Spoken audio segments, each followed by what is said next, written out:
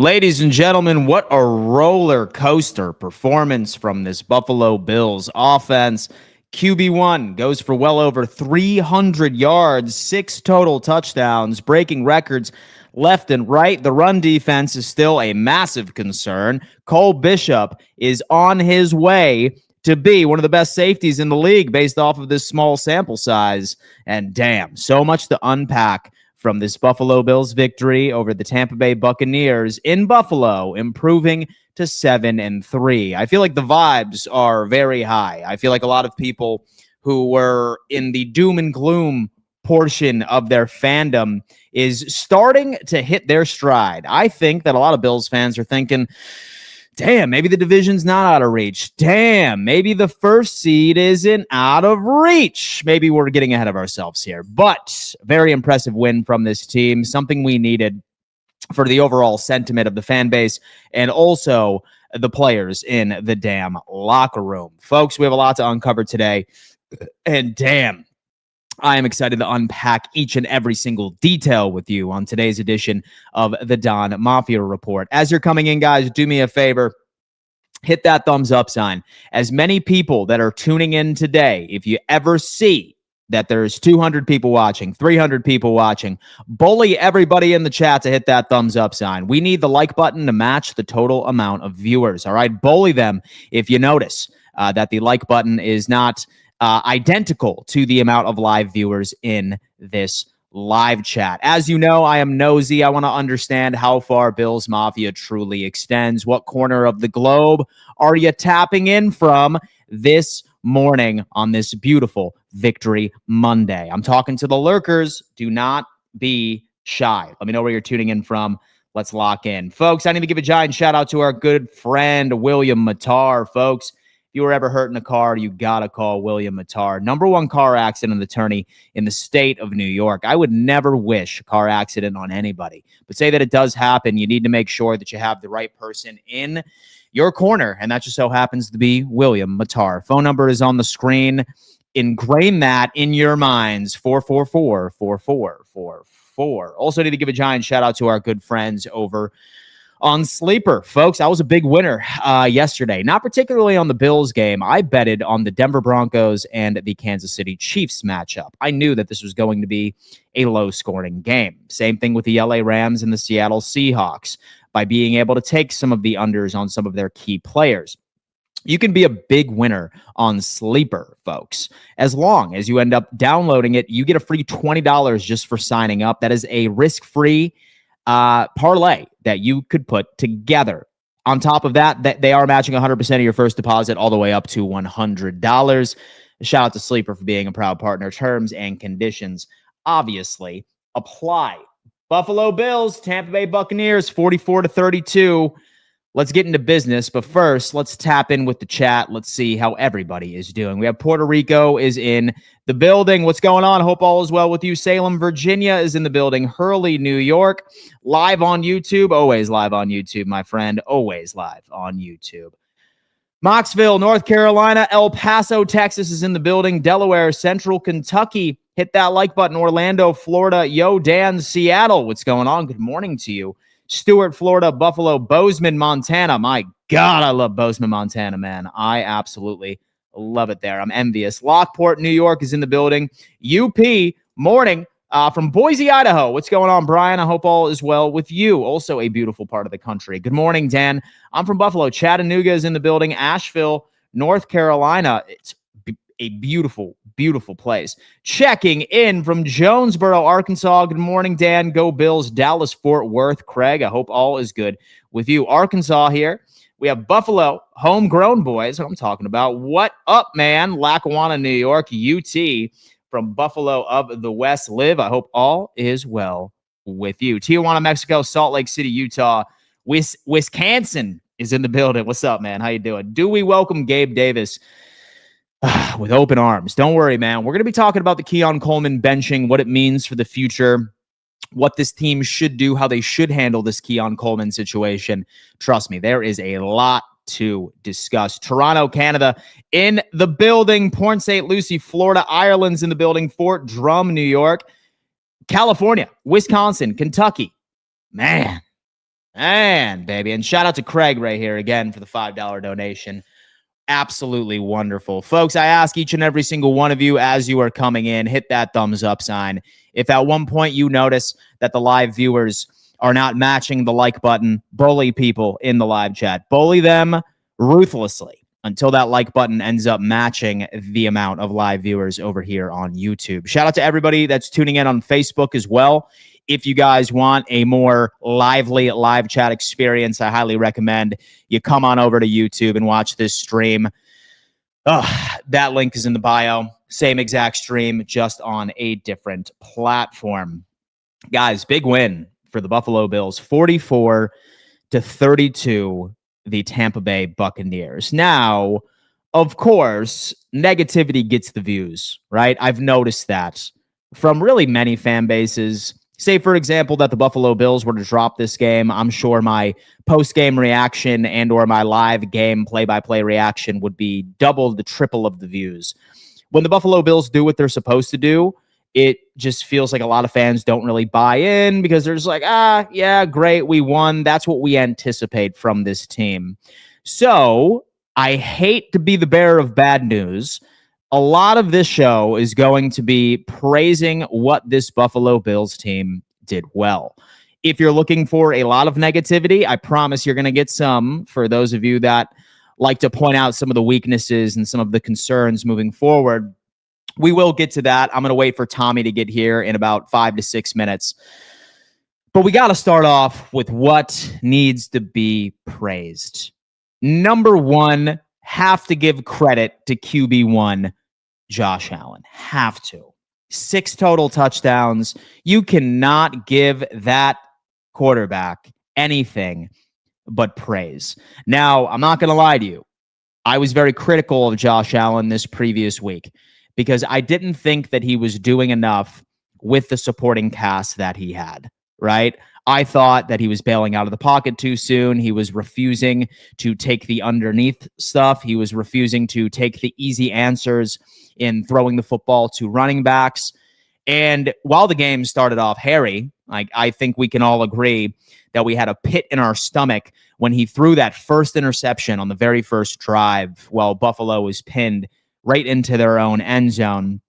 That reminded me so much of 2019, 2020 Josh Allen, followed by that second interception, man. I was like, good God, this offense, same story each and every single week, struggling to get quality yardage. But then, the roller coaster just continued, okay? And this guy was throwing the football all over the damn field. I saw something that I think you guys are going to appreciate. For anybody that was upset with how this offense was operating under Joe Brady, you would typically see that Josh Allen was only taking underneath stuff for the most part. Short passes, average depth of target was about the exact same to where it was last year. I think it was over embellished. But for anybody that was wanting the downfield passing game, have no fear, folks, because this is exactly what we were looking at right here. 19 for 30, 317 yards, 3 touchdowns, 2 interceptions, and 3 rushing touchdowns from the very beginning. This is a chart right here that reminds me a bit more of the early Ken Dorsey days and the Brian Daboll days, which happened back in 2020 and 2021. Now, is this sustainable, right? Because a roller coaster Josh Allen can get it done. A roller coaster Josh Allen can put up 40 points. You're going to get some head-scratching interceptions. You can't keep a dog in the cage that long. But I'll tell you what, if you were looking at this, I feel like a lot of us are pretty excited about what we saw from QB, okay? And we are going to revisit this Josh Allen conversation here once Tommy ends up getting into the building. But have to give a shout-out to QB1. I don't know. We're going to get into it, man. Tim is in the building. It wasn't so many years ago that we were complacent with 8-9 or 9-8. We've gotten spoiled since 2018. It's true. It's true, man. 6-3. Hell, like you were to ask about 40% of the fan base, we might as well just go ahead and start busting out those mock drafts at this point, right? But hey, it's not a bad place to be, if you ask me. Anyway, guys, I cannot do my post-game reactions without my good friend Tommy from the Mafia Sports Report. What's going on, man? Happy Victory Monday. Happy Victory Monday, Dan Mitchell. Happy Victory Monday, Bills Mafia. Oh, boy, we needed that win. We really did. We did. After last week's embarrassing loss to the Miami Dolphins. But that's how you respond. And I knew they would. Like, the Bills typically respond well after losses. So I was confident that we would get the job done. But, I did not see Tampa just scoring 32 either. No. Our defense, I should have kind of guessed that because our defense is not very good, but I didn't expect us scoring 44 either. So it was a good bounce back game for the Bills, especially on the offense, because Dan, I've been saying it for the last 2-3 seasons. This team's going to go only as far as Josh Allen and the offense can take it. The defense is just not it. It's not you saw a game last night, Dan, Eagles and Lions, right? Yeah. The Eagles offense has been shaky all year, but what do they got? Awful. They have a crutch, though. They have the defense that could bail them out. Yeah. We, unfortunately, don't have that. So what you saw yesterday has to be a thing moving forward. It has to continue on where the offense is just playing at an elite level, 40 points for us to really honestly have a chance of making it far in the playoffs. But I love what I saw yesterday. And so I got to tell you what, man, I feel like we need to start off with QB1.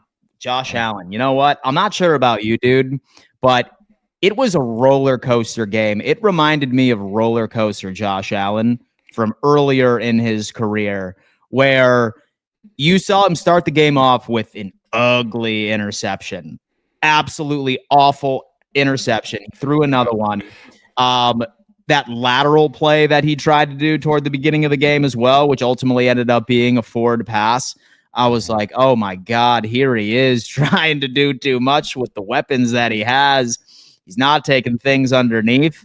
But then all of a sudden you look up and you're like, holy hell, he has 3 touchdowns. Like, I'm seeing people on Twitter saying this might be one of the worst 3 touchdown performances I've ever seen from a quarterback in my life for the first half. But then, of course, in Josh Allen fashion, second half adds another 3 touchdowns. He's throwing the ball downfield to Shavers, of all people. This guy was the leading wide receiver last week. Gabe Davis was also implemented into the offense by itself. Josh Allen kind of reverted back to what we knew Josh Allen to be. For people that were upset that Joe Brady was caging the dog, right, and making him more of like your efficient game manager type quarterback, he just completely threw that out the window. I'm not sure if this was Joe Brady saying, look, you know what? Like, we're going to have to put some interesting wrinkles into this game. Like, we need to not be predictable. I wonder if Joe Brady took that seriously, because this was a game where he said, all right, Josh, go out, do your thing. You're probably going to hurt us, but you're also probably going to add 5 to 6 touchdowns. Do your thing. Thoughts on this? Yeah. They let him out of the box. Okay. I've been saying it this whole year. I kind of feel like Josh has been in this box, right? They wanted him to be more of a game manager and what we really weren't taking chances downfield. And that's not what Josh does best, right? Josh, like you said, he's gonna make some mistakes here and there, right?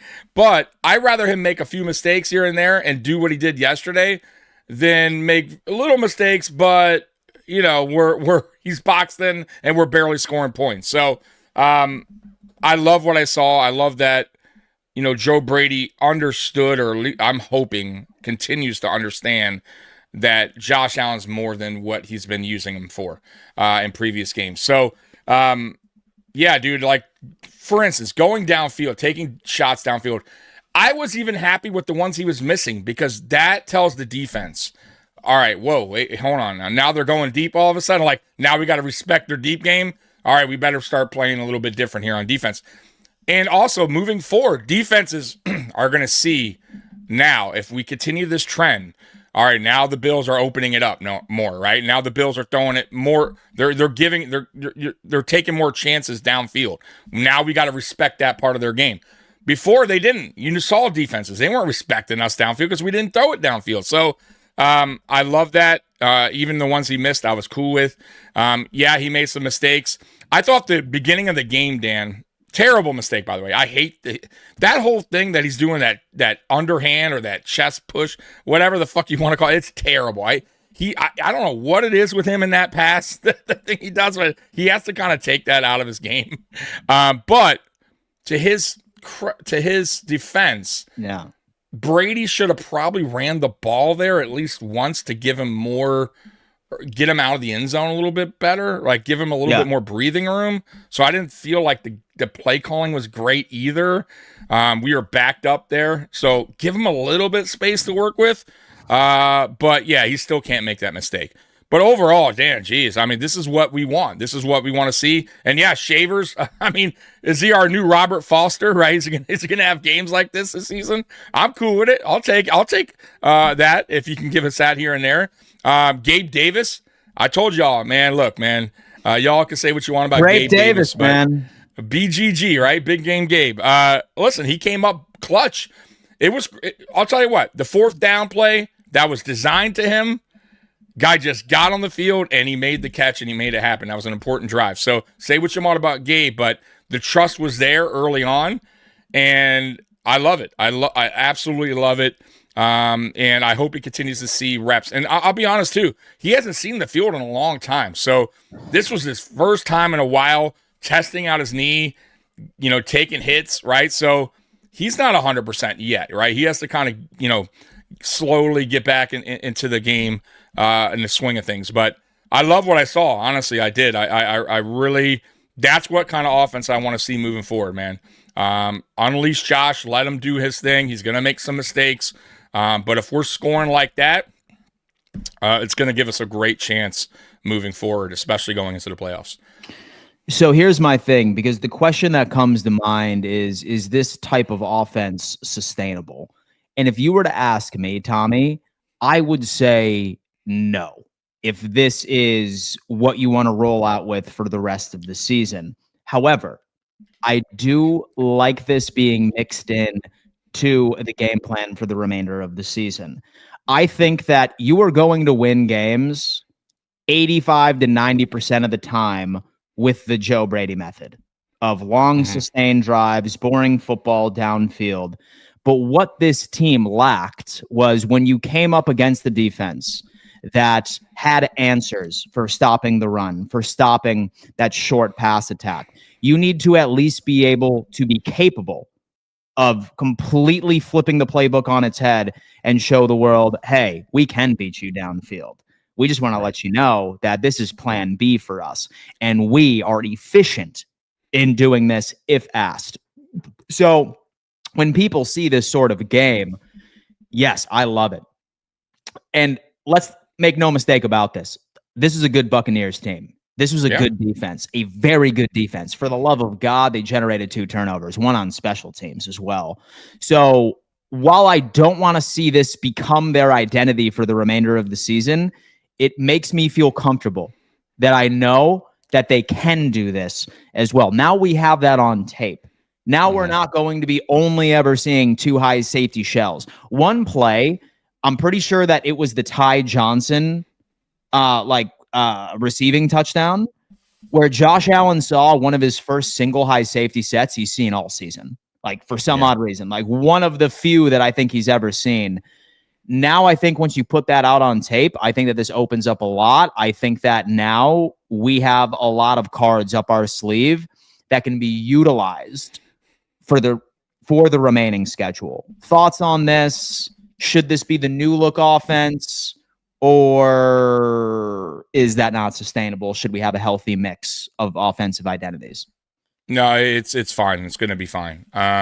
Look, at this point, the defense is so bad, Dan, that we need to just we need to play like this. We need to take more chances downfield. We need to score a lot of points to make up for the shitty defense we have on this team. So I'll say this too. What I liked about this game too from Joe Brady, finally, is he got the running backs involved in the passing game. Something that he did very well last year, and he hasn't done at all this year. It seems like Cook wasn't involved, Ty Johnson wasn't involved, and I felt like yesterday he finally woke up and said, yeah, you know what?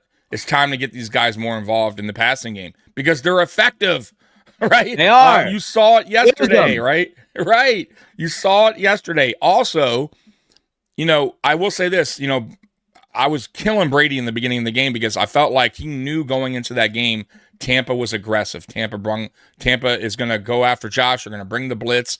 They're a blitz-heavy team.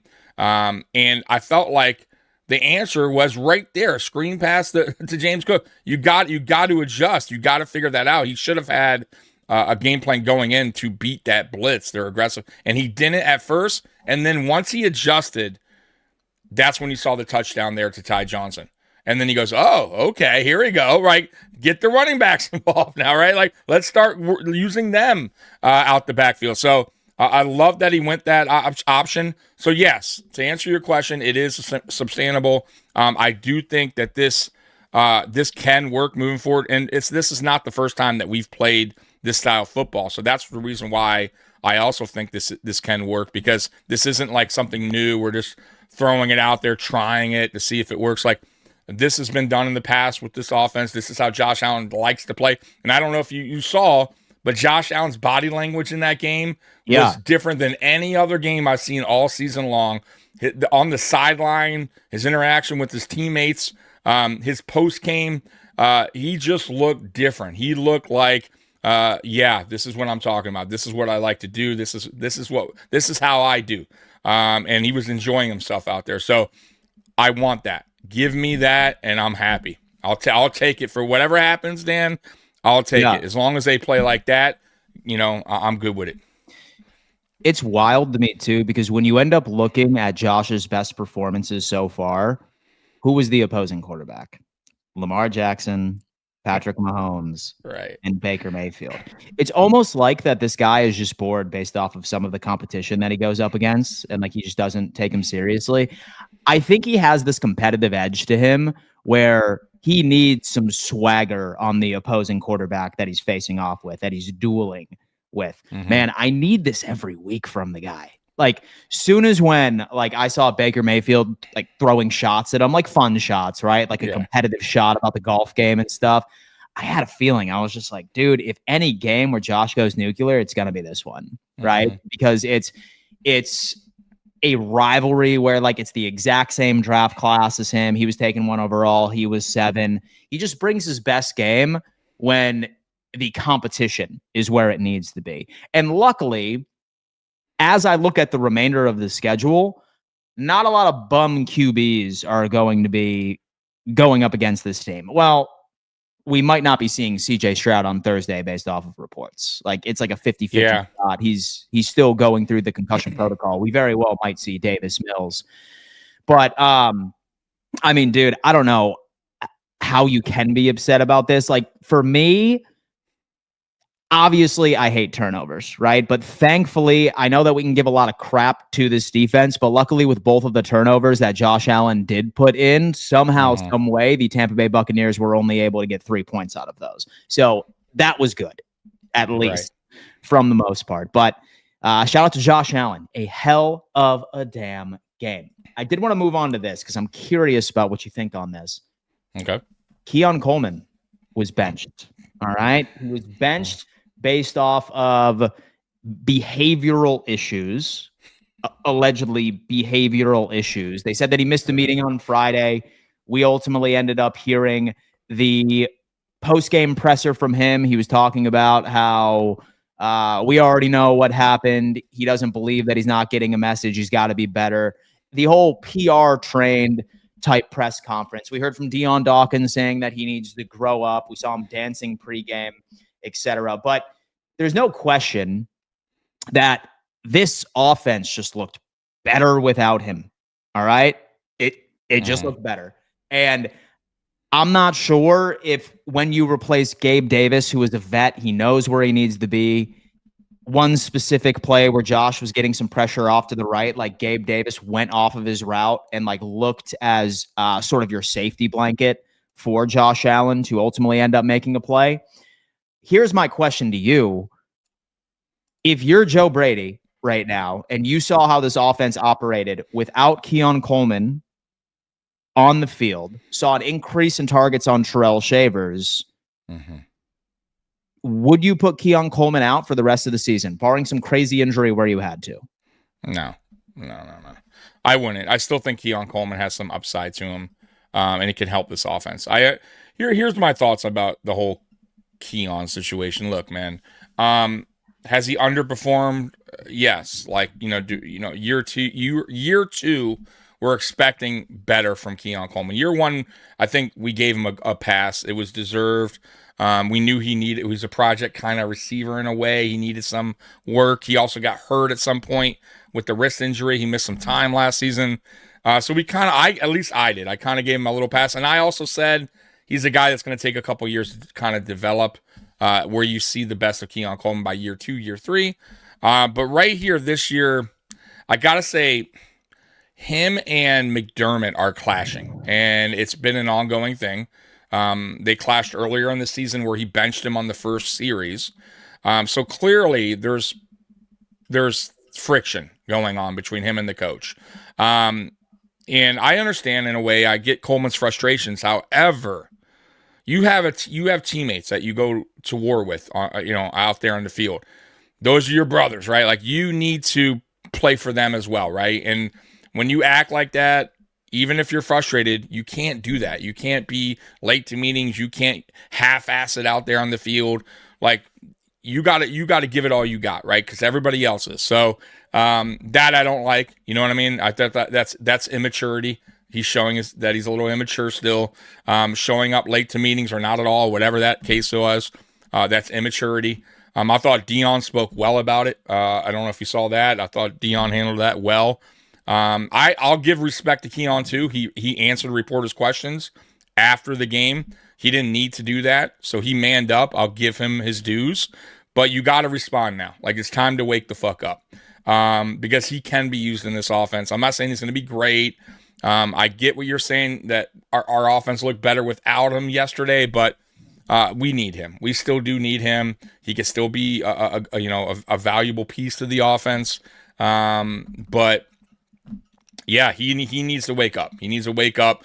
And I'll tell you what, if he wakes up, does his job out there, even if he's not happy with his role, right? Even if he's not getting a lot of targets, ask for a trade in the offseason. It's real simple. And somebody will give us something for him. It may not be what we got. It may not be a second round, but whatever. It could be a fourth round. So for me, do your job. Go out there. Put the effort in. Don't continue to act like this. Miss meetings. Half-ass it out on the field. And you know what? When the offseason hits, hey, Bean, hey, McDermott, it's not a fit. Can you move me? And trust me, they'll probably move on. You know what I mean? So that's where I stand with this. But to answer your question, I don't think it's smart to bench him. I think that would be a mistake. I like Shavers, but I think Shavers is one of those guys where it's just going to be like a Foster thing, where you see he'll have a game like this and then he'll be quiet the next 2 or 3 games. So it's not really... You know what I mean? Yeah. I think Coleman has a little bit more upside than Shavers. So, I would say Coleman needs to be out there. Plus, McCole Hardman got hurt, and I don't know how, that is going to play out. He got ruled out really quickly. So, we'll see. That's something to monitor. But, yeah, dude, no, they're not going to do that. And it would be a mistake. I'll tell you why, too. If they are going to trade him, you go ahead and bench him for the rest of the season, you're not going to get shit for him. Like, his trade value is going to go even lower. So, you got to put him out there. You know what I mean? That's how I see it. See, for me, I look at Keon Coleman and I look at Gabe Davis, and they both do the roles that I think Buffalo needs from that type of wide receiver. Like that 4th and 2 or that 4th and 3, that quick little slant route right over to Gabe Davis.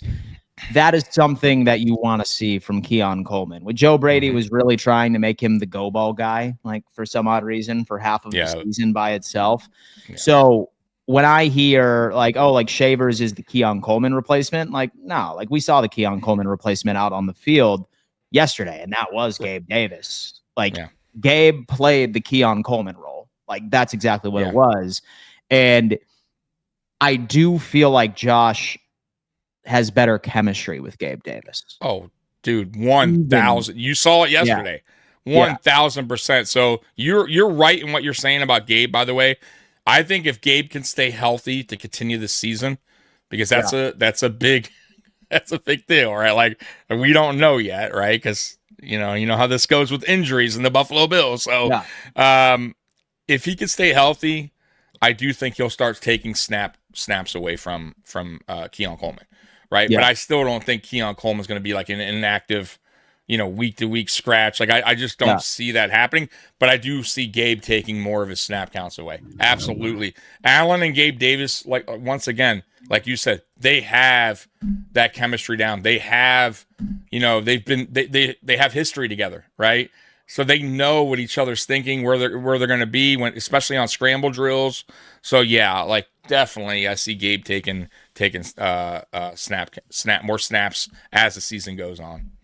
And so I want to be able to give Shaver some credit as well. Like, he played well. Like, he played very, very well. But what I feel like people need to understand is, while Josh Palmer, who had a great third down conversion, like, we don't talk about that a lot. Like, he had somewhat of a limited role, was his first game back coming off of injury, but a great play from him there. When you have two wide receivers, number one in Palmer, who is a route running threat, right? Like he is a route running threat. Yeah, he's good. Yeah, that's a strong suit. Yeah. So ultimately, that's going to create other opportunities for guys like Shavers. Like, that's going to do it. Then you end up incorporating Gabe Davis, who ended up making a couple of pretty big plays that threw the Tampa Bay Buccaneers defense for a loop, right? Because like then they're like, okay, like you have somebody that's filling in that Keon Coleman role a bit more efficiently. Have to watch out for Palmer. He's on the outside. He's doing pretty good against man coverage. So for me, I'm interested to see how they end up collectively putting together like this wide receiving room and who's going to be getting the share of targets moving forward. Because my first initial thought is, why fix what's not broken, right? Yeah. Why fix what's not broken? Like, you just rolled out a core that had like Gabe Davis and Mecole Hardman. I know we're mad at him for the like muff punt. I'm not even. It is what it is. I think he was just trying too much and trying to show something. But yeah, you can't do that. Go ahead. With Josh Palmer on the outside, it's increasingly difficult for me to look at this roster and just be like, all right, I think we're going to go back into what wasn't working for the past couple of weeks and expect the same thing. I'm probably on the same page as you. I think Keon Coleman will be active versus Houston on Thursday. Mm-hmm. I still think Gabe's going to be elevated, though. I do too. He's going to be. I do too. You can't make that. You can't do that. Yeah, you're like right. You need all hands on deck because we're going up against the best secondary in the NFL. Like they are quite literally the best secondary in the NFL by a large margin. Yeah, they're a really good defense. I think they're actually number one in the league. I believe. Yeah, or they're up there. But I'll tell you what. When we're not even talking about Kincaid yet. When Kincaid returns, this offense can really look. I would say this about Hardman. That's something to monitor because I love that they took a shot with him downfield really quickly in that game. Yeah. And that guy just got here. I mean, just got here, right? Yeah. And dude is fast. So that's one thing that we don't have if he's gone. Like, I don't know how long he's gone for at that, but we don't really have an over the top guy. I would say Gabe might be it, but right now, not now, because he's still kind of working his way back and he's probably testing out his knee still. And all this is kind of, you know what I mean? So I don't know if he's going to be that, what he was when we had him, where he was taking, everything. He was our deep threat basically when he was here for those years he was here. Right. But right now that's not going to be his role. At least I don't see it until he gets more comfortable playing with his knee, out there with his knee and all that. But the question is, who's going to be that guy now? If Hardman is out for whatever, week to week, like, who's our over-the-top guy? Do they now bring in more, even though we haven't really used him in that, sense of the over-the-top? Is it Curtis Samuel? We haven't really done that with him either. Is it Palmer? Not really, because he doesn't have that top-end speed. So that, I guess, would be my only kind of concern with the offense, because I was super excited or happy that we were taking deep shots early on, especially, like I said, to him. So what do we do to replace that, right? Because you need to. You can't take that away moving forward. You really can't. So that's something to keep an eye on. It really is, to see what happens with Harmon and who they fill in. Like who replaces him for that over the top. Shavers, by the way, he could be that. He could. I've noticed in preseason we used him he was the over the top guy, and he did well. He did well with Mitch Trubisky actually playing that role. You saw yesterday, and I'll give him a lot of credit for this, when the play broke down and Allen did his masterpiece out there where he avoided getting sacked, bought time. Shavers stayed in the play, right? So he stayed in the play. He read what Allen was reading, and Allen hit him deep. It was a perfect play by both Allen and Shavers. So credit to Shavers, who hasn't seen a lot of NFL time. He hasn't played with Josh Allen for a long time. So that's a positive sign. That really is. I'm not saying Shavers is the guy, the answer, but that's good to see. And maybe he can be that guy if Hardman's out. I'm just throwing that out there. Mm-hmm. Yeah. Well, folks, listen, it was a 44-point demonstration from this Buffalo Bills offense. And, dude, I got to tell you what. I know the defense obviously struggled. Like, we were going out there making an undrafted, free agent. Yeah. Had 3 touchdowns. He probably would have been he probably would have been offensive player of the week if he were to win that game, if the Buccaneers were to win. I mean, he was running at will. Sean Tucker, I think his name is. Holy hell. Yeah. He probably went to a community college in South Dakota. I have no idea where he went, but damn, dude, he was running at will. Now, secondary, not bad. Not bad. I thought that the secondary ended up making plays. And I feel like flowers need to be given to somebody on the defense. And if anybody deserves flowers, I think it's our guy right here, Cole Bishop. Cole Bishop, my friend, has had 3 interceptions, 2 sacks, 8 passes defended, and in key times as well. I reflect back on so many different games, most notably the Kansas City Chiefs game, some very important pass breakups, right? This game where Tampa Bay was really moving the ball downfield. And for the most part, this Tampa Bay offense was in this game for a lot of it. Right up until the end where we ended up getting that last touchdown. If you were to ask me, I think Cole Bishop was the momentum shifter with that 1 interception that he was able to completely flip the game script on its head. Shout out to Cole, man. He's one of the few bright spots that I have seen from this defense. Go off while I use the restroom. Yeah, go ahead. Yeah, look, speaking of Cole Bishop, he's absolutely right. Dan's 1,000% accurate when it comes to Cole Bishop. For me, Cole Bishop continues to get better week after week. I love what I'm seeing from him. I love the bounce back after a first year that was not so great, right? He got injured at camp, didn't get to play any preseason, got mixed in last year, had ups and downs, had an up and down season. But this year, man, bouncing back the way he has been super impressive.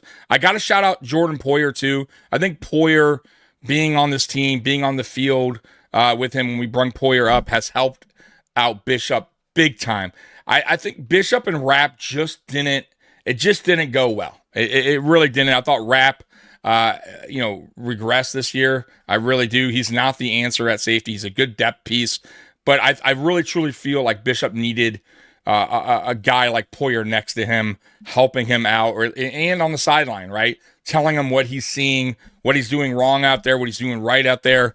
And then obviously, what they're doing right now, rotating Poyer with Hancock is a great move. It's a great move by McDermott. I'm very happy that Poyer's back on the team. But yeah, Bishop, guys, is making plays. He's making plays. That interception in yesterday's game, he read that. He got the interception on top of reading it. So the dude is giving it his all out there. I'll give him that too. He's not taking any plays off. So yeah, week after week, I've seen this dude play at a high level and continues to get better. So it's awesome to see. And dude, that's there it is. So that's a draft pick, guys. That we always talk about Brandon Beane, bad draft picks, blah blah blah. Here it is. Here's a guy that could potentially be one of these guys, and now we can go back and go, whoa, wait a minute, hold on now, maybe that is a good draft pick, right? So, a star on the defense, by the way, a star, and it's funny like how things shift because in the beginning of the season, I think no questions asked, one of the biggest concerns for this defense was safety play. Yeah, mine. But now I think it's one of our strengths. Like for the past couple of weeks, to be honest with you, even old man Poyer, look, I know that our run defense was struggling, but damn, Jordan Poyer was out there a willing tackler. He was probably the best run defender we had out on the field. Him and Bishop. Thankfully for both of them. Thank God for both of them, man. It's wild. It is. It's wild how things change. You know, it absolutely, and it tells you everything you need to know about Poyer. Just having that presence out there. That's what I was saying while you were gone. Like the development in Bishop, you have to give credit a little bit also to Poyer, because Poyer's arrival, when he got called up, you see Bishop playing, even getting better and better and better. Like there's so there's definitely a reason behind that, and I do believe Poyer's is guiding him, helping him, telling him what he's seeing out there. That's what Poyer and Hyde did so well, guys. It's like, that's the other thing. Their communication in the backfield there was one of the best in the NFL. That's why they were considered the best safety duo in the NFL, right? They knew where to be, right? They read defense, they read offenses really well. So if Bishop can get that, right, get that down, reading the offense, right, knowing where to be, like he did yesterday on the interception, man, dude, we're in a good spot. And if Hancock can, start, getting better, like Bishop is, meaning learning from Poyer, getting his reps that like he is, then boy, we have our answer right there. You got Bishop and Hancock moving forward. So, I'm liking it, man. I really am. Yeah. So the thing is too, like at first I was kind of concerned, like, all right, like why haven't we seen Maxwell Harrison take 70% of the snaps, right? Like him and Trey White were at 50-50. Surprisingly enough, like when watching the game, so many times I was asking myself, I'm like, where the hell is Maxwell Harrison? Like, why do I keep on seeing Tre'Davious White? Like, why do I keep on seeing Tre'Davious White? I actually need to unpack the all 22 and see what Harrison looks like. I don't remember him really being targeted too often tomorrow/yesterday. But I suppose all of that, all 22, will have answers. But what I would like to do is diagnose the run defense. And do you know, in my opinion, who is probably the biggest liability to this run defense and really to this defense in general? Guess who I'm about to call out? Well, I'm just going to say I feel like our linebackers this season have been a problem.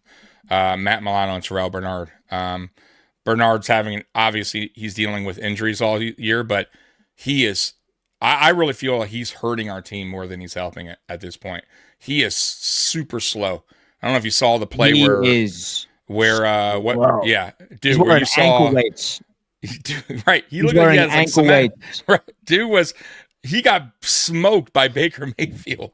Like he wasn't even close. And I'm like, bro, that's a why is he running? I'm thinking, why is he running so? He looked like a defensive tackle. I mean, slow. So our linebackers right now it's a problem. It's a problem. So I'm going to put some of the blame on them, or probably more of the blame in the run game for those two guys. I just don't think they're not effective right now. They really aren't. I felt like, honestly, Dan, when Shaq Thompson has been out there and Dorian Williams played a little better. I'm not gonna lie. So you look at Terrell Bernard and dude had 2 passes defended, 7 solo tackles, and 2 tackles for a loss. But what's not discussed is the liability in run defense, dude. He really, really is. And the Buffalo Bills were really only ever to like slow down that offense when they ended up putting Dorian Williams in there in 3rd and long situations where Buffalo would only rush 3 and keep Dorian Williams back and sort of be a spy/mirror player. And that worked it out. But look, it's like you look at Terrell Bernard and you say, hey, he's a captain, man. Like, you can't like bench that guy. I would argue, look, throw Shaq Thompson out there because Shaq Thompson has been significantly better than Bernard. Yeah. Now, it's like he's injured, right? Right. He's said that he's been dealing with an injury for the vast majority of the season. But at some point, like, you need to be able to make these tough decisions and say, all right, like, we have to roll with the guy that can actually operate this run like defense. Yeah. And that's Shaq to me. In my eyes. It is. To me, it's like, once again, though, like they did it with Curtis Samuel last year, where they put him out there, you know, right away when he had turf toe injury. Like, he's not going to be effective, right? He's hurting the team. So if what you saw, and even Bernard post game was asked, and he's like, man, I'm like really banged up, and you know, I'm just trying to help out any way I can. Like, he's basically telling you, that we got it right here. Go ahead and play it. Yeah, go ahead and play it. The last few weeks have been hard. Like you said, coming back from my ankle, I think, you know, it's been tough, kind of fighting an uphill battle, trying to be back, not being full, but, you know, trying to be out there for the guys. You know, I feel like I put a lot of work in over the last few weeks to try and, like you said, try and turn that corner. You know, it's still going to be a battle, but, you know, I felt good when I was out there. So yeah, it was up to me. Say that it was up to me. Like, say that Shaq Thompson wasn't so questionable with like his own injury history and how he's been pretty banged up and how old he is. I mean, I just put him on IR. And so I just put Terrell Bernard on IR for 4 weeks and just let him heal up. But save him for the playoffs, man. Because when Bernard's healthy, the dude's a play. He's a playmaker, right? Like, Bernard is good. Like, we're not cutting on Bernard, but if he's not healthy, guys, and he's running like Dan said, with, like, you know, weights, right? Ankle weight, like, yeah, he's not going to be effective. Like, what do you expect for the guy to do? So it's not really like he's playing poorly. It's just he just can't play up to standard because he's hurt. So the Bills have to figure that out. They have to. They can't keep. And not only that, throwing him out there is only hurting him more because he's playing injured. Like, he's not gonna. He's not helping himself. You're not helping the guy recover. So yeah, I think it's a mistake. You got to figure that out. They have to figure that out, and I would definitely put him on IR. If you believe that we're gonna make the playoffs, which I do believe we will, have a healthy Bernard back in the playoffs. Right? What are we doing here? Right, throwing him out there, he's harming the team. So, and he's hurting himself. So, yeah, dude, that guy, you gotta sit him. You gotta figure that out. Yeah, we'll see what's going on, man. We'll see if Shaq Thompson, who did have a full practice on Friday right beforehand, which was likely a walkthrough, if I remember correctly. I'm curious to see if he's going to be good to go on Thursday. I wouldn't be opposed to, like, not benching Bernard, but like limiting his snaps significantly. That makes sense. Yeah. Like, have him out on obvious passing downs only until he's able to go. That's kind of my thought process. And so I'm not sure if you're on the same page. No, I'm with that. Plus, you know, you never know with Shaq Thompson. He also isn't a guy, you know, he tends to get hurt as well. So Shaq Thompson goes down, he wants somebody, you know, to be able to come in and run the defense too. So I'm with you. Limit his snap count for now, but I still think the best solution is probably to not use him for a little while until he gets healthy. Yeah. But it is what it is. I don't know the significant, but it seemed from that interview, he just seems down because he knows he can't really do much. And that's a problem. You know what I mean? It's for that, you know, it is. So, yeah. Most definitely. Folks, we have just opened up the Garage Beer Hotline. All right. And this is a portion of the show where Tommy and we end up discussing what is on your mind as a Bills fan. All right. we do treat it like a radio show, so we'll give you like 20, 30 seconds to let you know what is on your mind, or let us know what's on your mind. And it's brought to you by Garage Beer. Drink Garage Beer, folks. It is beer tasting beer, proud partner of the channel. All right, man. Sitting here waiting on some people to file backstage, folks. The call-in link is pinned at top of the chat. Do not be shy whatsoever. It's funny, Tommy, because like right before you came in, and so I was saying, you know what? Like for some odd reason, like my views are always triple when the Buffalo Bills lose. People love to complain. You know what I mean? Love it. Like people love to complain, man. But when the Buffalo Bills win, it's like, Yeah, same thing. Yeah. Whatever, man. We expect that from the Buffalo Bills. What do you mean? You can tell he's conscious that he's not 100. Yes, Shakir is out there pre-game spending extra time as well. Guys, while we're waiting on people to hop in the call-in line, people are being shy today. Feel free to go on ahead and just file in some questions for us in the chat. Please begin each and every single one with a question or a cue and or a statement so we can get it going. Mikey is in the building saying, is Morgan Fox still on the practice squad? He is, as a matter of fact. And I wouldn't be surprised if he's elevated on Thursday, because we need to start having this conversation. With Joey Bosa, he re-aggravated his wrist. Yeah, lovely. Right? Like story of the Bills, right? And Morgan Fox is an interesting scrimmage. On the first play of scrimmage, right, like he did. So, but are you surprised? He's playing with one hand. No, right? No. He's playing with one hand right now. Yeah. So, like Moses to me is he's kind of a guy that is like a Michael Hoyt, maybe not at the exact same level, but he's still wildly effective. I don't think that he's athletic enough to play like Michael Hoyt, but he's like a Band-Aid to that extra wrinkle on the defensive side of things. Yeah. Yeah, so he's a veteran. He plays DT and DE, so he can play both, which is good. He also is a high-energy guy. Another good thing that Hoyt brung. The only thing, Hoyt was like a triple play, right? He could play linebacker as well. Like that's what made him a unicorn, right? But unfortunately, we lost him. Morgan Fox is a veteran.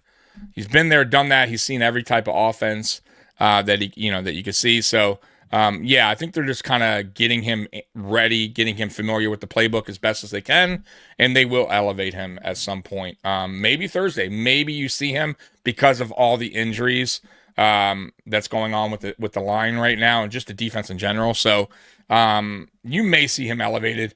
I think it just depends on how caught up he is, and if they see, I don't know his shape, the game shape he's in or anything like that either. So, but I think I could see that happening. I see call up. That's what I'm talking about, folks. We have the first person in the Garage Beer Hotline backstage. Again, this is like a radio station. 20 to 30 seconds. Let us know what's on your mind, and we'll react to it. Steven, what's going on, man? Hey, good victory Monday morning. Wow, I'll tell you what. This game was a roller coaster for a little bit. I mean, I think the lead changed 9 times, and so that was really something. But I got to say this, first of all, Josh Allen, Superman, is definitely back now. That first series there where he got that interception when he was in the end zone, that was crazy, pretty sloppy on his part. But, never count out the Bills when number 17's on the field, because you just never know what he's going to do. But I got to say, it was great to see Gabe Davis in there. He definitely contributed. Also, how about Shavers, man? And then Buffalo utilizing the running backs, James Cook and Ty Johnson, both got touchdowns. That was great. Now, defensively, I got to say this, there are injuries. And there's a guy named Colin. He has a podcast called Crack the Table Bills. And he went through analytics back a few days ago, and it showed clearly when the Bills are healthy, usually they win. When they're not, they struggle. They may win, but they struggle and they're more apt to lose. So I think then the defensive side, you got Hoyt and Oliver. That's definitely hurt the Bills. So, but, even with that, you look what the Bills did yesterday. They did step up in the second half. They managed to get the ball to Josh and enable him to do what he did. So, I'm very confident this team is now going in the right direction. This was a great bounce back game for them. And, to win this game 44-32, I mean, they've had 3 games this year now where they've scored 40 or more points. So, I think, Joe Brady and the offense, they definitely got this going in the right direction. And you see where Sean McDermott, saw this on the side. That's a big win, Steven. Sorry to cut you off here. I have some more people we need to get to. I mean, hey, we should all be excited. Yeah, we should all be excited about what it is. With the way that Joe Brady's ultimately end up doing his thing. I do want to make one point real quick before we go to the next caller too that we didn't bring up. The field position in this game for that we had because of the special teams returns from Ray Davis and McCole Hardman were awesome too. We didn't really talk about that much either, like in the post game, but those made a big difference too in our drives, our scoring drives. So shout out to the special teams return unit. That was great to see. They had great returns, Dan. So it was, man, a slept on winner of that game was special teams. Some of the best returns that I have seen, especially going into this game. We were second last in the league for starting field position. That was an X factor. Several times we were starting on our own 40, sometimes even the 50-yard line. It was absolutely insane. I mean, Ray Davis 4 for 158. McCole Hardman 1 for 61. Yeah. I mean, that's excellent, guys. Really Ray good. Davis, man. Ray Davis, he's a kicker. He does his thing. Let's lock in. Dave's joining us. What up, Dave? Hey, guys. What's going on? Hanging out. What's on your mind? What up? Oh, happy Victory Monday. Hey, happy Victory Monday indeed. Sir. It feels good, don't it? Hey, that special teams was huge for us. The field position, I think, is the thing that I take away, number one.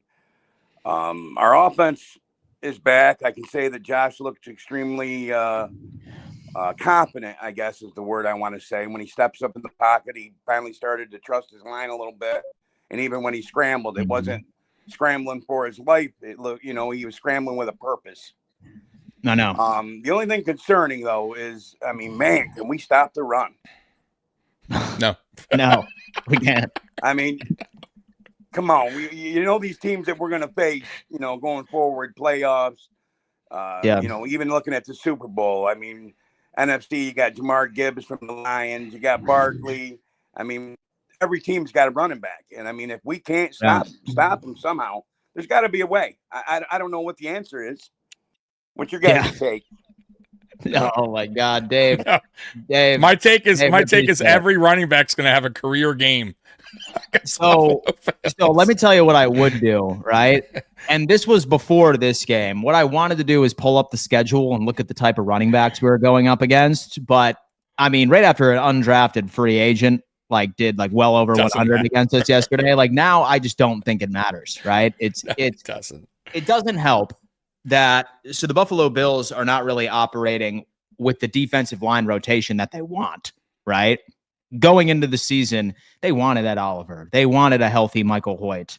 They wanted Larry Ogunjobi to not be suspended for 6 games and actually be hitting his peak about this time of the year. I'm sure the Buffalo Bills wanted Terrell Bernard not to be playing through an injury. I'm sure we wanted Shaq Thompson also not to be injured. So I think that there's just a point where we need to accept that we are going to be struggling stopping the run for the remainder of the season. And we're just going to have to score points, brother. I know it's a lazy take, but based off of all of the different run fits that I have seen this team experiment with, I don't know. I just think that we're limited personnel wise. Yeah, that's what it is, Dan. It's the personnel, and it's just not. It seems like I said once again. Every time we play a team, and the commentators career. This is a career long or career day. I'm like, of course it's a career. Of course it would be. Yes. So by the way, guys, if you play fantasy football and use whatever running back, it doesn't matter if you've never heard of the guy in your life. Go ahead and sign him in free agency if he's available. Guy could be, right off the couch, he's gonna have 150 yards on us. Like that's the way it is what it is. Yeah. I mean, most definitely. Liv the Composer is saying, huge optimist here. Don't get me wrong, but our run defense is more open than late night Taco Bell. You're right. It's that Crunchwrap Supreme. And by the way, Taco Bell, since I have you on the line, bring back the quesarito. All right, bring back the quesarito, man. Bring back the loaded burritos. The loaded burritos, dude. The grilled stuff, loaded burritos. Man. And so I don't dabble with fast food too often, but when I do, man, when I do is that quesarito they had over at Taco Bell. That shit needs to come back. That was so good too. Yeah. Yeah, no, man, that's what I'm talking about. We have a next caller in. Kindness Mo. What up? Hey, what's up? How's it going? Hanging in there, man. How you doing? I'm doing pretty good. Originally when you brought your friend on here, I thought it was Jerry O. He kind of looks like Jerry. And so you ever get that? Who's Jerry O? I don't know. He's on WGR. Yeah, he's on WGR. Okay. Yeah. No, I never. No. That's the old Bills offensive lineman, Jerry Ostrowski. So, yeah. Oh, okay. I was afraid I'll take it as a compliment. All right. Yeah, there you go. And I called Dan the new Chris Berman. So thank you. I like it. There you go. I like that. I like that. That'll be my nickname for you guys. Baby. No, I just wanted to say we've had so many like heartbreaking losses and stuff like that. I've been a fan since '92, so you kind of get used. So when we lost to the Dolphins, I was upset, but I was like, man, this ain't the end of the world. Sometimes these teams have more to play for, or they're playing to keep McDaniel. I guess they didn't want him to get fired. So and the Dolphins won yesterday too. So you just never know what's going to happen, and that's why we watch this league instead of watching NBA, which who's going to win and stuff. And that's why people love college basketball too, because you get upsets and stuff. Like I live in Kentucky. Louisville beat Kentucky the other day, and even though Louisville looked better than Kentucky on paper, but still, that's why you like those. You like college basketball and NFL because anybody can win at any time. So, yeah, any given Sunday, that's why they call it that. And it can happen. It's exactly what it was, man. We appreciate the call, dude. Yeah, we appreciate the call. And so it is. And funny enough, like with Miami, they're probably going to win the next 3, save Mike McDaniel's job. I see they're winning. I think they're going to win at least 8 games. Like I looked at their schedule. Yeah. They're about 8. I can see them winning about 8, which is kind of crazy. It's a good little comeback, but their schedule's kind of pretty easy. But they're going to definitely win about 8. And so objectively speaking, probably don't want that like long term, right? Right. You probably don't want that long term, but I mean. Is what it is. I mean, look, at the end of the day, McDaniel's going to be back for that team. Tua's going to be back, and they're going to probably wind up firing him right after they both leave. So they'll save him one more year, but but who cares? The Dolphins are terrible. So Robert's coming in and saying Dan is mad because he can't blame Josh. Oh. So here's my deal. Right? A lot of the times I feel like people are Josh Allen fans and they're not Buffalo Bills fans. Okay. How I look at all of this is I am a Buffalo Bills fan. If I notice that somebody is hindering this team from success, I am going to call it out. I could care less if you are the franchise quarterback, right? Because I'm going to be a Bills fan once Josh Allen is retired in 10 years or 15 years down the road. Right. I expect perfection from a quarterback that plays $55 million per year. I do, right? And yes, I do want him to make the most out of what this roster has. People are often way too like, oh my God, like, so this is an excuse. Like, we don't have any wide receivers. Like, guys, like, no one's coming off of the couch to save us. Like, the trade deadline's over, man. Michael Thomas ain't coming out of retirement and being a wide receiver 1 for this team. Like, you need to be able to execute and play at a high level. And he played at a high level. He played at a high level yesterday. All right. I'm very happy about it. Like, there are a lot of misconceptions out there that I'm rooting against him. No, I want him to play like this. I want him to go for 6 touchdowns. Because I need him to. Right. I need him to. This defense is awful. All right. Like, we need the highest paid guy on our cap space to play like he did on Sunday, every single Sunday. So make no mistake, guys. You were allowed to criticize Josh Allen. Okay. Last week on Sunday, he played phenomenal. I still think he's the best quarterback on the planet. I just need him to do that every single week. All right. Yeah. So don't be afraid to criticize, guys. It's okay. Well, it's okay. Dan, I'll say this though. I'll say this. If you didn't, there would be people saying the opposite, right? Like, oh, you never criticize Josh Allen, though. It's always everybody else's fault. So it is what it is. It goes both ways. Yeah, you can't win. So I look, exactly. I try to tell people, look, man, sometimes, and we get caught. I think sometimes I'm guilty of it too, but I'm trying not to be so much. But there's always the other side of the coin. There's always a bigger picture than what it is, right? Like, so like for us, always like we zoom in on one particular player, like that guy's so bad, or like it's his fault. It's his fault. Like, okay, why is it his fault? Like, let's look at everything, right? So sometimes like I think we're all a little bit guilty of that at times, but it's okay to say, hey, Josh didn't have a great game, right? But there's the flip side where people are like, Josh Allen's the worst. He's the worst. Like, so it's like fans fan how they want to fan. I've learned that, right? And certain fans are stuck on certain players that they just hate, and they ridicule right all the time. They bash him all the time. And there's certain fans that love a certain player and he could do no wrong. So it is what it is, Stan. I've kind of gotten used to it. I get it, you know, but I'm with you, man. Like, I understand you're going to say, you're going to call it how it is in your eyes, right?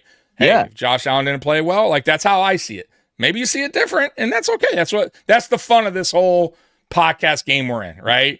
Or just as fans in general, where we can sit down and talk about sports and, have our takes. Yeah. So ain't nothing wrong with that, man. Ain't nothing wrong with that. Yeah, for sure, guys. Listen, like when you criticize somebody, I want him to be at his best, and he was at his best. He's at his best more than he's at his worst. But when he's at his worst, you're going to hear about it, all right? No one's protected in the criticisms of Dan Mitchell. That much I can tell you on this team. Nobody is safe from my criticisms, all right? Look at that. Jeff's in the building. What up, Jeff? Dan, Tommy, what's up, bro? Hey, man. What up? I know everybody feeling good. It's Victory Monday. Hell yeah. But I want to start at the top, though. I remember the last call. I told y'all about Brandon Beane. The last call. I told you what he was. I'm not going to repeat it, but you can go by it in the last call. I told you what Brandon Beane was. This draft pick he didn't want to give up for Waddle, I'm still pissed off about that. All right? Secondly, your criticism of Josh Allen, he could care less, right? The contract, we know who J.A. is, right? We know who Josh Allen is, right? He can do this at any time. I'm blaming Beane for not putting nothing around him. The defense stinks, bro. We got Bernard, we got Milano. You can see they playing hurt. Both of them is playing hurt. Milano can get to the plate, but his upper body won't allow him to get the tackle. He can still get around with his legs is fine, but his upper body isn't there. You can see Bernard, like you guys said, you can see what's going on with that. And what's going on with my rookie? What is he hurt or what? You letting Tre'Davious White play most of the snaps for McDermott? What's going on there? I'm gonna keep this real brief, fellas. I don't know, man. My nephew is a Patriots fan. He's giving me shit.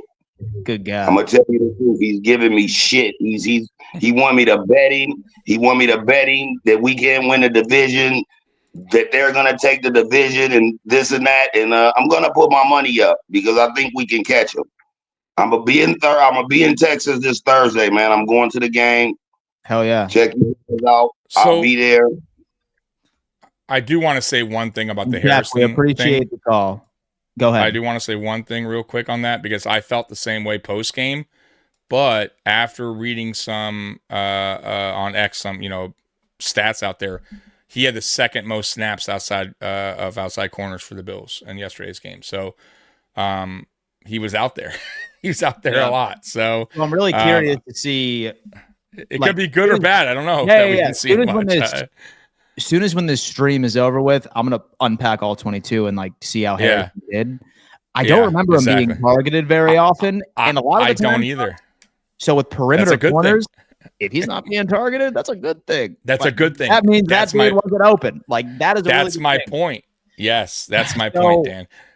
So I'll tell you what, with what Jeff just said about the Patriots, people are not talking enough about how much of a deep-rooted impact it is that Milton Williams is on the IR right now. Milton Williams was a large part of the reason why the New England Patriots had such a stellar run defense. Yeah, I'm with you. I'm with you on that. Watch that.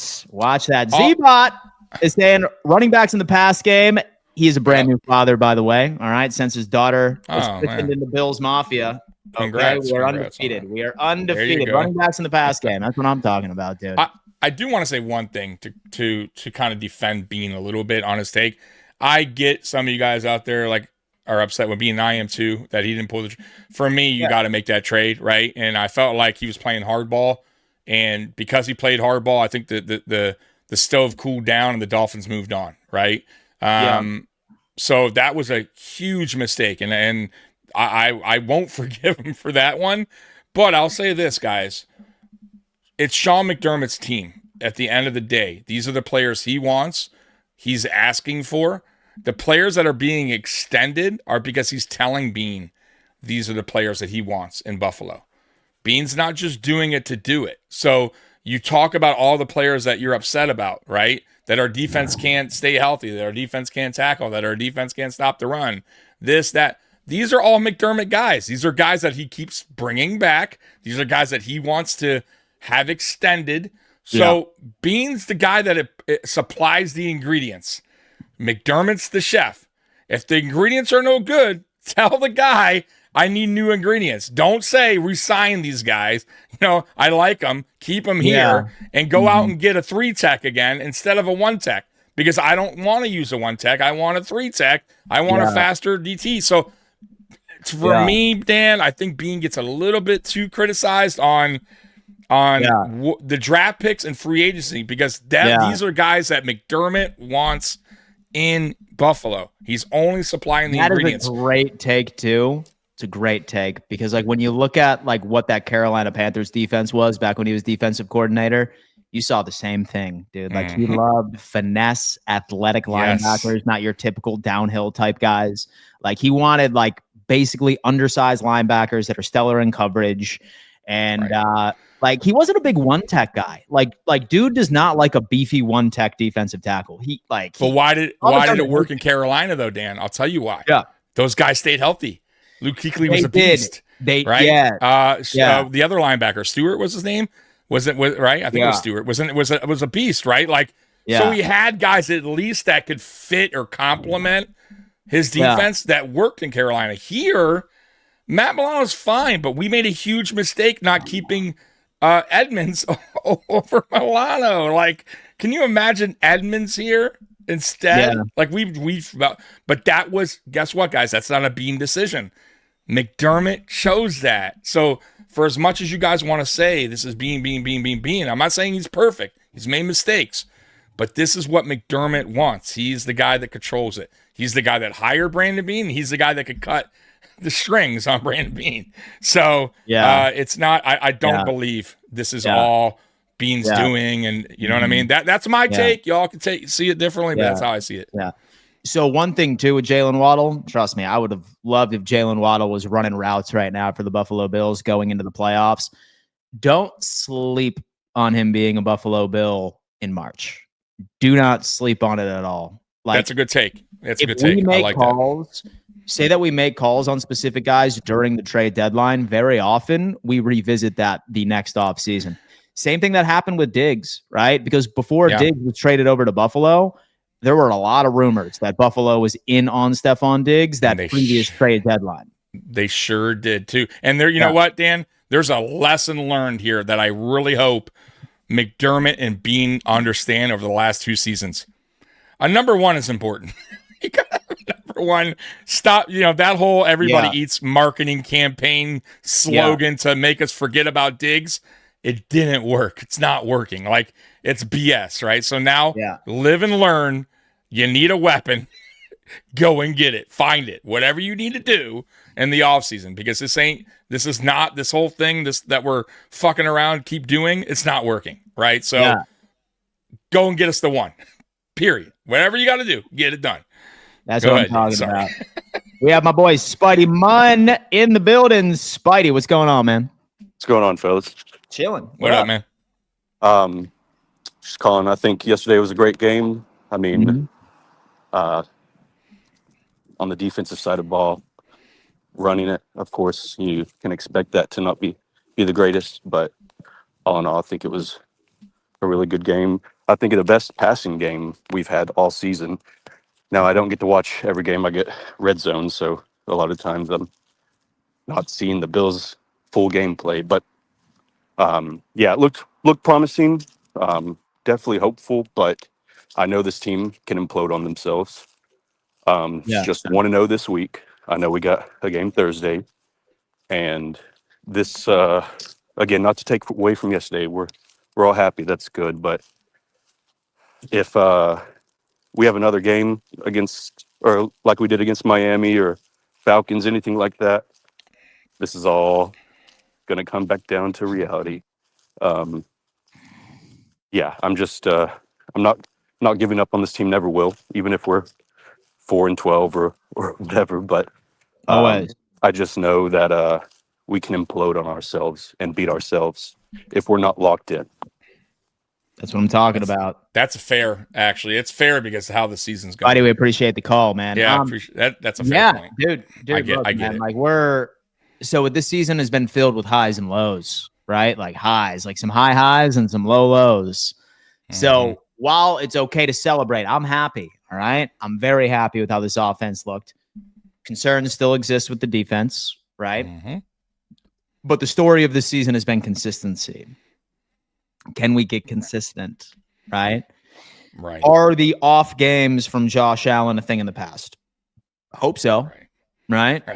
I hope that we see him go off for the remainder. I mean, it's getting to that point of the year where with Josh Allen's a very good November and December quarterback. So let's see.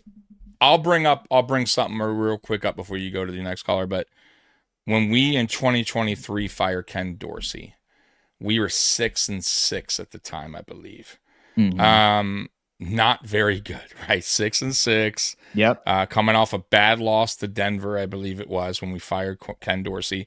And I remember that. I don't know if you remember that time, but doing my podcast, I was like, Joe, this team's not making the playoffs. Like, this team's so bad. Like, so, and then they went on a run. They went on, I think they only lost one game, and I think that was the Philly game, if I'm not mistaken. After that, they went on an epic run, and they got hot. They figured things out. But you know what the turning point to me was at that time? They changed Josh Allen's play in the beginning of that season for whatever reason. They kind of did what they did this year, where they went 12 personnel. They didn't want Josh Allen scrambling as much. They kind of put him in a box again. And I remember when Dorsey was fired, McDermott had a press conference, and he said, you know what, I'm just going to let kind of just Josh, like I'm kind of let him be Josh and, take off more. You remember that following game? Josh scrambled right away. It's like the first play he took off, and he didn't do it all season up until that point. So I felt like that was a big time turning point. And if you saw yesterday's game, what we did on offense wasn't anything like we did all season long. That could be a turning point. I look at certain things a different way, right? So if like you said, consistency, but if we go out against Houston and you see that same philosophy, that same game plan, where we unleash Josh, we open it up more, we throw some more deep shots downfield, that's a great sign moving forward. But if we go back and revert back to the old ways, Dan, like against the Dolphins or the Falcons, I don't know what to say anymore, guys. I really don't know what to tell you after that, man. It's going to be, I don't know. It's fucked up season if we do that. So let's hope that was a change. Let's hope that was the change that was needed. They said, you know what that wasn't working. It's time to take a detour, and here's the detour. Let's just go with this, and let's hope for the best. And it worked out yesterday. So yeah. All right, man. Last guy to step into the garage for this stream. Millie, what up, dude? Yo, what's up, Dan? Hey, man, living the dream. How about yourself? Yeah, man, same. Can't complain. Yeah, I'm a top fan of yours, man. You know, I'll be on your page a lot, just checking in. Hey, bro, I appreciate that. Yeah, I like the things you say, bro. Thanks, bro. You know, the thing with the Bills fans is just like we're victims of the moment. A lot of times, they forget the type of team we were, or they're just harping on the things that just happened. Yep. And the thing, especially with Keon, like he has a high ceiling, bro. And you know, I just heard bro say something about like, having a number one receiver, but it's really based on the play calling and the scheme. Like I'm a high school football coach, a pass coordinator. I know it has nothing comparable to the NFL, but coverages is coverages. Defenses don't change. And when you could just attack certain spaces, like when we played the Patriots, that's all they did. It wasn't nothing special. It wasn't like Diggs was just routing people up. He just was open in open spaces, and that's just by play calling. And I feel like a lot of times people harp on like our receivers, Keon at the most, and when I feel like Brady should be putting them in a better position to make better plays. Like that screen shit we doing with Shakir. Like yesterday, y'all seen the safety from Tampa Bay. He bit on that. He almost broke that boy's knee. Yeah. Like, no, he did. So it's like we gotta. Our scheme is bad, and it's exactly what you say. That under the center shit, like, bro, and it's kind of crazy because we're backed up on our goal line. We go shotgun. And I don't know if y'all remember last year what we did. We was backed up when we played the Texans. We were backed up on our goal line, and we went under the center. But I just felt like in that moment, at least try to just get a yard or so about that area, and then try to throw it.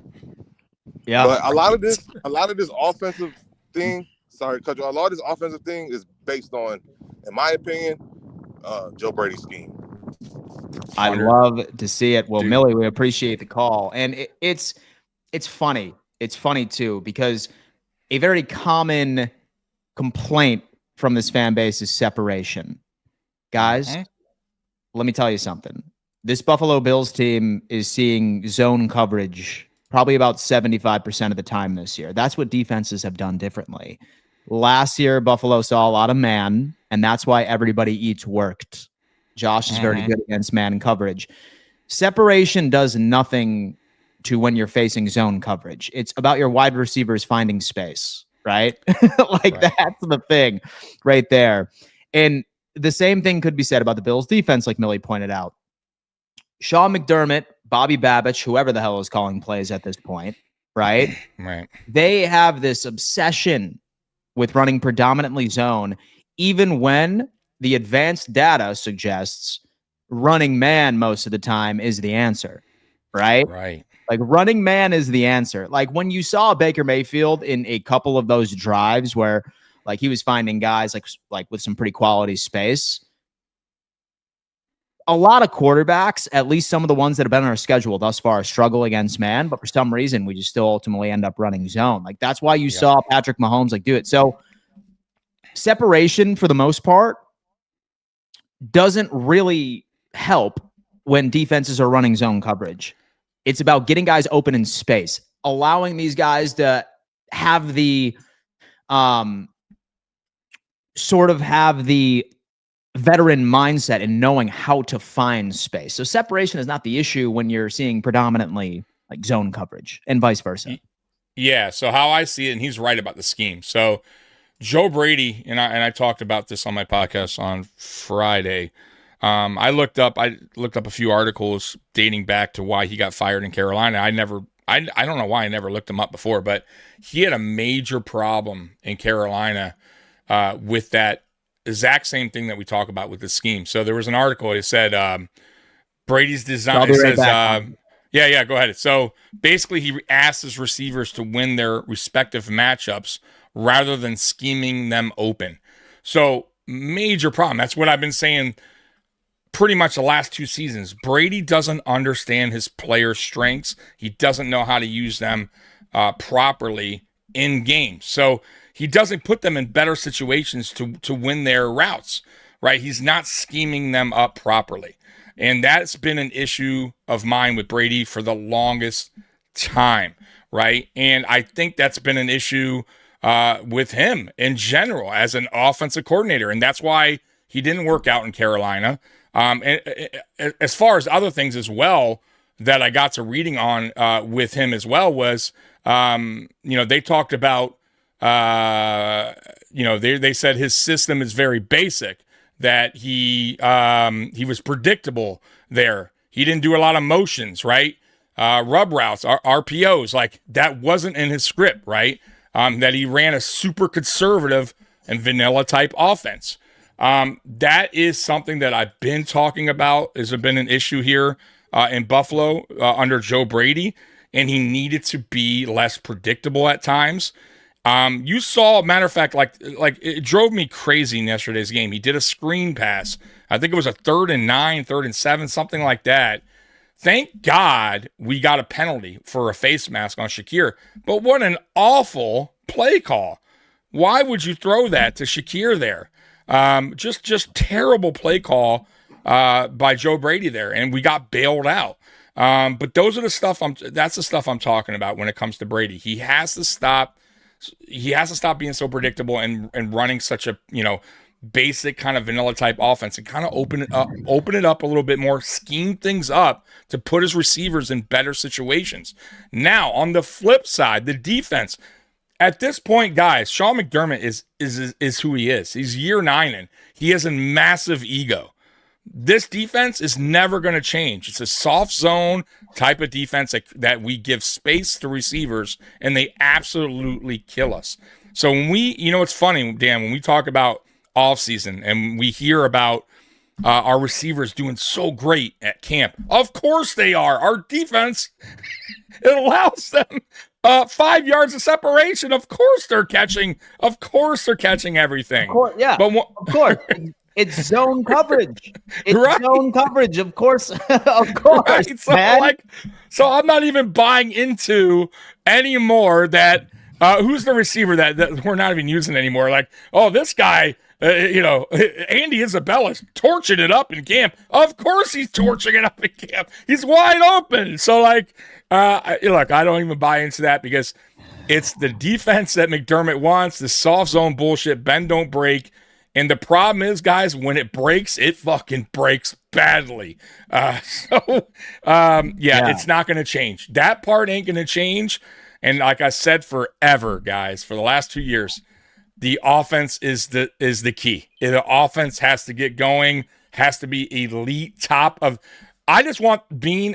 I hope one day Bean just goes against McDermott, which he won't do, and just loads up on offense.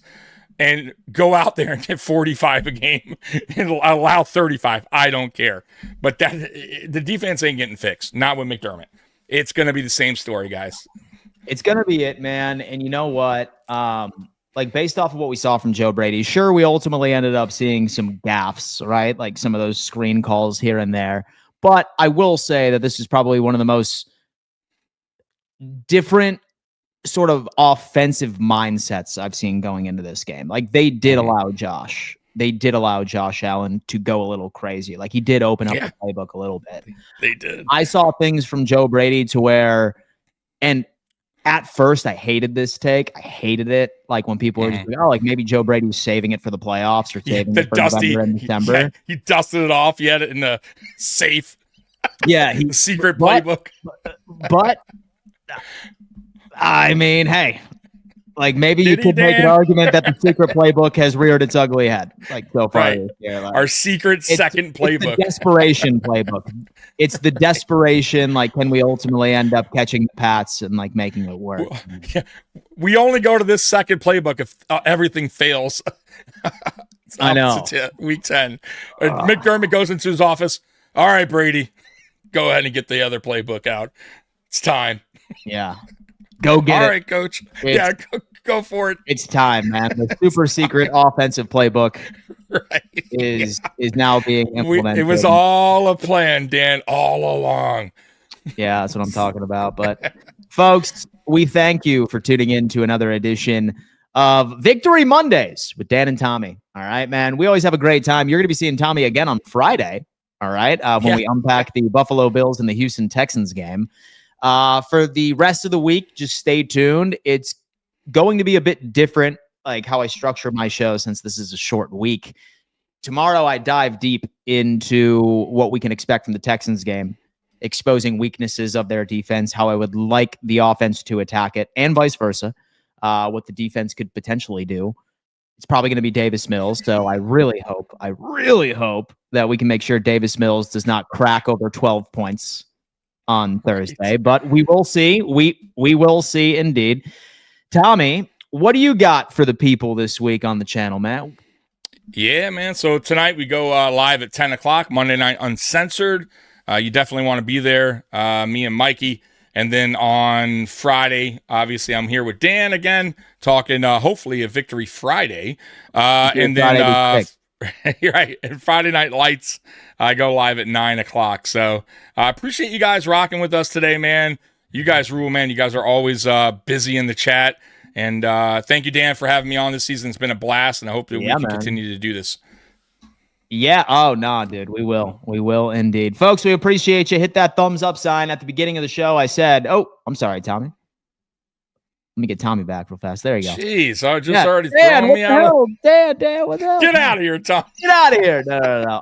Guys, like I said right at the beginning of the episode, each and every single time that we're here, right? 252. Well, I think at one point we were at 330. Only 148 like buttons have been hit. Let's go on ahead and skyrocket that, folks. Make sure at any given moment, if there's 300 people watching, there must be 300 like buttons hit. All right? Go on ahead and hit the like button on your way out. We appreciate you, and I will see you tomorrow as we start to unpack this matchup with the Houston Texans on Thursday. Go Bills.